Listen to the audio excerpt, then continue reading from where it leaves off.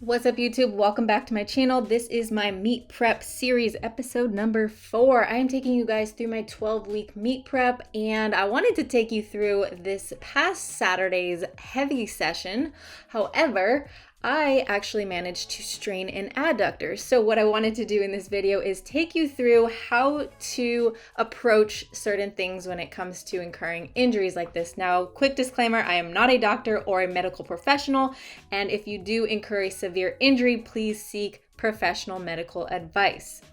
Now, to give you a little bit of a background for this day, I was supposed to work up to a top set of 4 reps at RPE 7. Coming into this session, I already felt very under-recovered. My body felt very sore, very tight, and everything felt really heavy, so I probably should have just listened to my body, but I was very stubborn and wanted to push out as much as I can. I ended up hitting a top set of 4 with 220 pounds, and then after that, I was not planning on doing any volume back off sets just because of how I was feeling, but I was very stubborn and I pushed it anyways. And you could see on that last rep, I had to rack it early because my adductor actually strained. So the first piece of advice is going to be, don't freak out.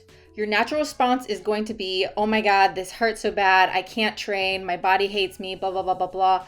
But your response will drastically dictate how your body responds overall. And if you elevate your mental stress and anxiety about this, your body will sense a high level of threat and will do anything it can to keep you safe, which will actually prolong its ability to heal. So it's important to try to stay as calm as possible and just move on with your day. Number 2 is going to be movement modification and reduce the range of motion if needed. This means to keep the exercise demand or movement pattern as similar as possible, but modify it to avoid any added strain or pain. This will keep your capacity to perform this movement and will allow your body to maintain a positive association with this movement so that when you are healed, your body doesn't freak out. So if you injured yourself doing something like a squat, you want to keep that same stimulus in as much as possible. So you can implement things that will reduce the range of motion, something like a box squat, something like a tempo squat, or you can even adjust the actual variation itself where you're doing a front squat, a goblet squat, anything that still stimulates the same movement pattern and stress without inducing added pain. Number 3, intensity modification or volume modification or both. So you may find that it feels okay until you reach a certain level of intensity or load, or that as you do more and more reps, the pain begins to either subside or get worse. And you have to use some intuition while also mastering your mindset so that you aren't limiting your capabilities.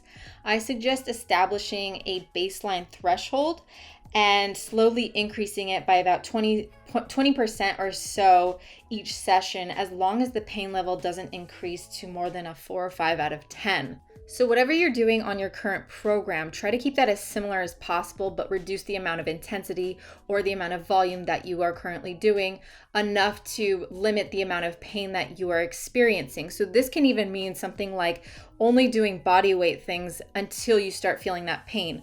And then as you establish that threshold, each session after that, you want to try to increase that threshold and work capacity so that you can eventually get to your normal levels as quick as possible.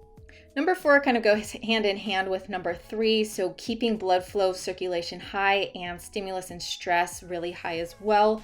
You want to stay as active as possible and try to get in as much blood flow circulation to that area that is injured. This may look like performing body weight movements, doing as many reps as you can before the pain starts to increase again, resistance band movements, or anything that will create blood flow to that specific area while also increasing the amount of stress that you do to that area each session that you do it. Each session, you want to try to increase the amount of reps that you can do, the amount of sets that you do, or even the amount of load that you can handle before the pain starts to increase. Lastly, you want to eat and sleep as much as possible. This is always a viable resource to promote recovery and performance, but it must be taken into extra consideration when your body needs to heal and recover more than usual. I would suggest adding in food items with extra protein and fatty acids, things like salmon, avocado, as well as try to sleep an extra hour at least a night if you can. This will really promote the healing process, allowing you to get better faster and get back to training quicker. Lastly, I really want to reiterate how important it is to master your mindset around this injury. If you associate certain movement patterns or exercises with pain or injury, then you will actually prolong your ability to heal even more, because now every time you revisit that exercise, your body will sense a threat and you won't be able to perform it without discomfort. So it's important to try to keep things in as normal as possible. And again, try to keep that stimulus with that movement pattern in, so that when you go back to your normal style of programming, your body is okay with it. I hope you found this helpful. I'm hoping that my injury doesn't last too long. It's only been a day and it already feels a little bit better. So I myself am going to keep things as normal as possible and ease back into it. And hopefully this meet prep still hangs on and I'm able to push out something good on the platform.